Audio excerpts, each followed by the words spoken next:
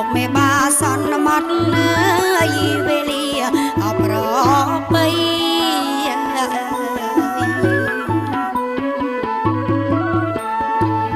នាងផ្លូវចៅមកលោកបានអញ្ជើញមកលោករងលោករងថ្ងៃជោគណាស់ថ្ងៃជ័យចែកមៀងចែកប្រាំងអើយបាត់មានណាយតម្លៃទឹកផ្អែមមកហើយប្របីទឹកផ្អែមប្របីហើយបានពីអសួគី